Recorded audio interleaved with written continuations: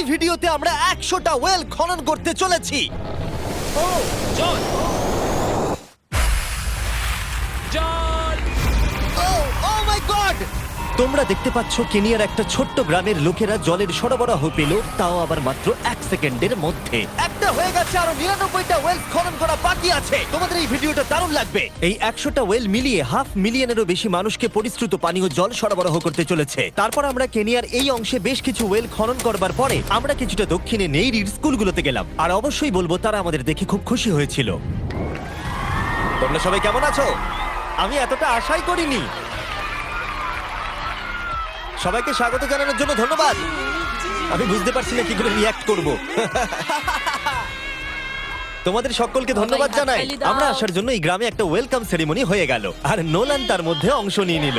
তার মধ্যে নোলানকে দেখতে সবথেকে অকওয়ার্ড লাগছে, আর এগুলো দেখতে আমার খুবই ভালো লাগছে। আর যখন আমরা স্কুলগুলো ঘুরে দেখলাম, দেখো একজন গেস্ট এসেছে। কেমন আছো তোমরা? তোমাদের সব ঠিকঠাক চলছে তো? তোমরা সবাই ভালো থেকো। একজন টিচার আমাদের দেখালো কিভাবে সবাই জল আনে। সেটা এই নদীটা থেকে, যার জল খাবার একদমই উপযুক্ত নয়। এখান থেকেই ছাত্রছাত্রীরা জল খায়। হ্যাঁ এটা তো পাগলামি। হ্যাঁ, আপনি জানেন স্টুডেন্টদের ডায়রিয়া, টাইফয়েড, নানা রকম ইনফেকশন হতে থাকে, কারণ আমরা এই জল ব্যবহার করে থাকি। তাই আমরা ওদের যতটা সম্ভব চেষ্টা করি যত্নে রাখার, কিন্তু আপনারা দেখতেই পাচ্ছেন যে কি অবস্থা। কিন্তু জীবনে বাঁচার জন্য জল তো লাগেই। এই পরিস্থিতিটা দেখে আমাদের খুবই খারাপ লাগলো। এই অস্বাস্থ্যকর জল খাওয়ার ফলে বাচ্চাদের জীবন ঝুঁকিপূর্ণ হয়ে যায় এবং কখনো কখনো সংক্ষিপ্ত হয়ে পড়ে। কিন্তু অন্তত এই গ্রামের জন্য আমরা এই পরিস্থিতিটাকে বদলাতে চলেছি। আমার মনে হয় না এটা আমার মাথায় ফিট হবে। আমার মাথাটা অনেক বড়। দেখা যাক আমরা জল খুঁজে পাই কিনা। ও ও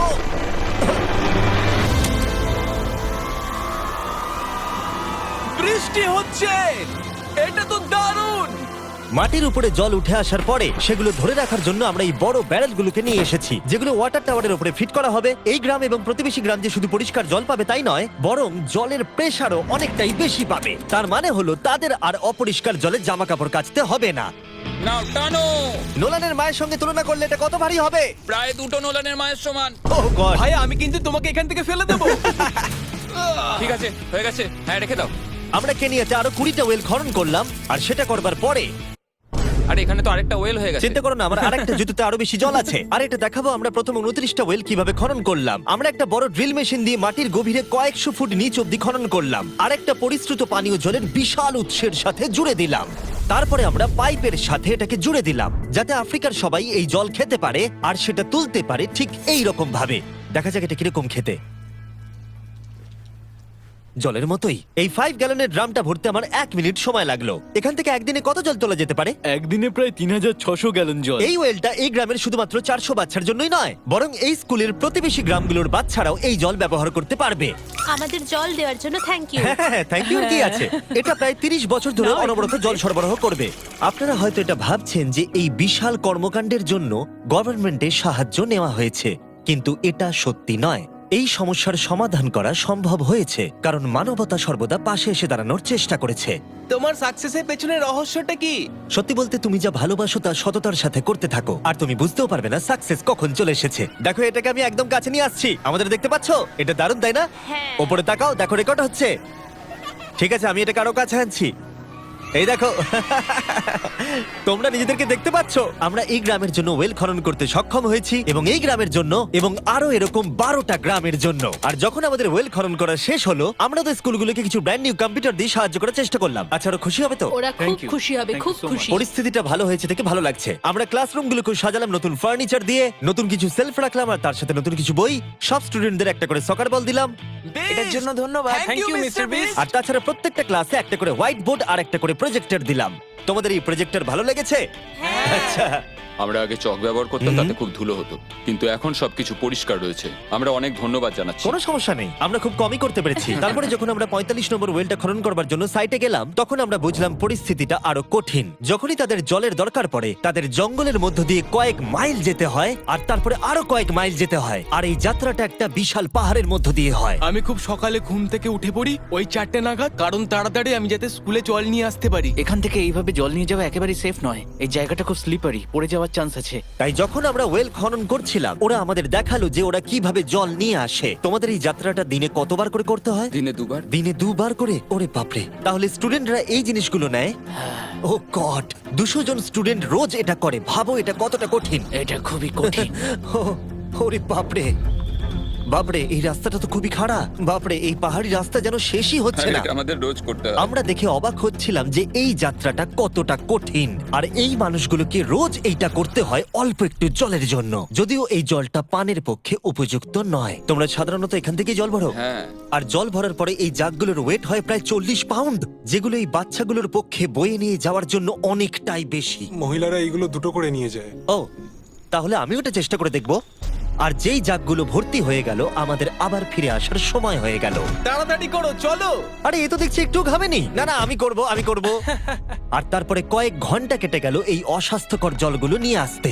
আর নতুন ওয়েলটা হলো তাদের স্কুল থেকে মাত্র 10 ফিট দূরত্বে। তাহলে এরা এখন এখানেই জল ভরতে পারবে। আমি খুবই ক্লান্ত।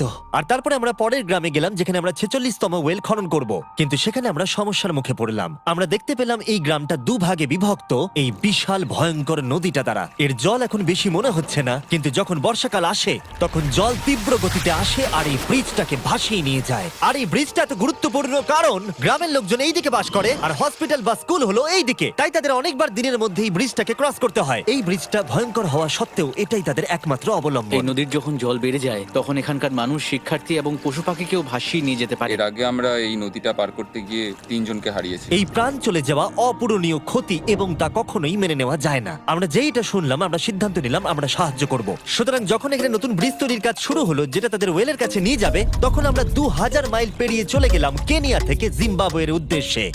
আমরা আফ্রিকাতে 1 সপ্তাহেরও বেশি রয়েছি এবং আমাদের আরো ওয়েল খনন করতে হবে। তোমার গাড়ি গন্ধ বেরোচ্ছে। এটা অদ্ভুত, কিন্তু আজকে আমি স্নান করেছি। ঠিক আছে, আমাকে শেষ করতে দিলে আমি হাত ধরে নামিয়ে নেবো। তোমরা কি আমাকে বাকি ওয়েলগুলো খনন করতে সাহায্য করবে? ঠিক আছে। আমাদের প্রথম কাজ ছিল একটা লোকাল হসপিটাল ঘুরে দেখা, যেটার ভীষণভাবে পরিষ্কার পানীয় জলের দরকার ছিল। ভেতরে ঢোকার পর আমরা বুঝতে পারলাম এই গ্রামগুলোর উপরে এই হসপিটালটার প্রভাব কতটা বেশি। এক বছরে এখানে কতগুলো সন্তানের জন্ম হয়? এক মাসে মোটামুটি 50টা বাচ্চা। মানে বছরে 600 জনের জন্ম হয়। ওয়াও! কিন্তু দুর্ভাগ্যবশত অন্তঃসত্ত্বা মহিলাদের পানীয় জল পেতে কয়েক মাইল হেঁটে যাতায়াত করতে হয়, আর তারপরে এই ভারী বাকেটগুলোতে করে জল বয়ে নিয়ে যেতে হয়। যাই হোক, ভালো খবর হলো এটা, আমরা একটা নতুন মডার্ন ওয়েল পাম্প কনস্ট্রাকশন করছি। ভালো করে, ওদিকটা। এখন যেটা প্রয়োজনীয় সেটা হলো এগুলোকে চালু করা। যাই হোক, নোলান তুমি কি তৈরি? আমি তৈরি। ওভার! একটা ড্রামাটিক জুম ইন করো। নোলান, আমি বাটন প্রেস করলাম, জল কি পড়ছে? জল পড়ছে। তোমরা একবার গিয়ে দেখবে নাকি? হ্যাঁ, চলো যাওয়া যাক। আমার ভালো লাগছে যে মানুষকে আর জলের জন্য বেশি দূর যেতে হচ্ছে না। এর থেকে ভালো জিনিস আর কিছু হতেই পারে না। এখানে নোলান খুবই ভালো ডান্স করতে পারে। ও তোমাদের সাথে নাচবে। আমাকে সব সময় নাচ করতে কেন বলে? দেখো ও কি করছে। হে ভগবান, আমি আমি আমি এটা আর দেখতে পাচ্ছি না। পরিশ্রুত পানীয় জলের সরবরাহ নিশ্চিত করে দেখলাম এই গ্রামের অনেক স্টুডেন্টদের যাতায়াত করতে সমস্যা হয়। তাই আমি ডিসাইড করলাম সবাইকে নতুন বাইসাইকেল দেব। আমি জানি এখানে অনেক বাচ্চা আছে, কিন্তু আমাদের কাছে অনেক বাইসাইকেল আছে। পরিষ্কারভাবে বলে দিই আমি সাইকেল চালাতে পারি না। জিমি শুধু সাইকেল বিতরণ করতে পারে। কোনোদিন চালাতেই শিখিনি। চলো তোমাদের নতুন সাইকেলগুলো চালাও দেখি। 3, 2, 1, চলো। ও, সবাই আমাকে পেরিয়ে যাচ্ছে। খুব সাবধানে, আমি কিছু চালাতে পারি না। কারোর সঙ্গে আমার ধাক্কা লাগবে। তুমি কি চালাবে এটা? ঠিক আছে, যাও চালাও। ঠিক আছে। সাইকেল বিতরণ করবার পরে আমরা ওয়েল খনন করা চালিয়ে গেলাম যতক্ষণ আমরা পৌঁছলাম ওয়েল নম্বর 69। এই সোলার পাওয়ার্ড ওয়েলগুলো বিশেষভাবে ডিজাইন করা হয়েছে গ্রামের কৃষকদের জন্য। চাষের জন্য প্রয়োজনীয় জল সরবরাহের পাশাপাশি শস্য এবং গবাদি পশুর জন্য, এমনকি ড্রাই সিজনেও আর কোনো বিদ্যুৎ ছাড়াই। প্রত্যেকটা প্যানেল 200 ওয়াটের। এটা পাম্পের সাথে অ্যাটাচ করা আছে। এই পাম্পটা প্রতি ঘন্টায় 5000 লিটার জল তোলে। বলতে গেলে এই গ্রামে আমরা আনলিমিটেড জল পাচ্ছি। এটা দুর্দান্ত।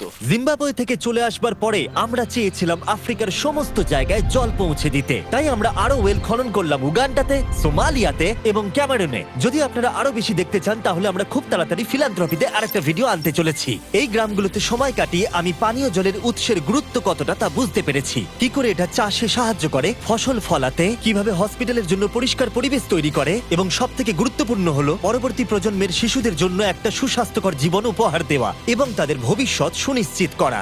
আমরা বিশুদ্ধ পানীয় জল পেতে অনেক অপেক্ষা করেছি। জল হলো জীবন। এবং স্থানীয়দের সাহায্য নিয়ে আমরা নতুন ব্রিজটা তৈরি করতে সফল হয়েছি, যেটা এই গ্রামবাসীরা পরবর্তী 100 বছর ব্যবহার করতে পারবে। আমাদের জীবন এখন সুরক্ষিত, আমরা সব একসঙ্গে থাকতে পারবো, দুশ্চিন্তা দূর হয়ে গেছে। এই ভিডিওতে আমরা 100টা ওয়েল খনন করে অনেকের জীবন বদলে দিয়েছি, কিন্তু এটা যথেষ্ট নয়। তাই এই ভিডিও ছেড়ে যাওয়ার আগে আমি রিকোয়েস্ট করছি beachphilanthropy.org/wales যান, অথবা ডেসক্রিপশনের লিংকে গিয়ে সম্ভব হলে কিছু টাকা ডোনেট করুন। আমরা এই ভিডিও থেকে একটা টাকাও প্রফিট করছি না, আমরা এখান থেকে পাওয়া টাকার পুরোটাই কাজে লাগিয়ে দেবো ওয়েল খনন করতে, যেটা তোমরা ভিডিওতে দেখলে পৃথিবীর চারিদিকে। আমি জানি এটা শুনতে খুবই অদ্ভুত যে একটা ইউটিউবার এই সবগুলো করছে, কিন্তু কাউকে তো এটা করতেই হবে। কিন্তু জানি না এটা কারা করবে, তাই আমরা করছি। আমরা যতটুকু করতে পেরেছি তাতে অনেকের জীবন বদলে যাবে বলে আশা করছি। আর ফাইনালি 100তম ওয়েল। ও মাই গড, আমাকে ক্ষমা করে দাও।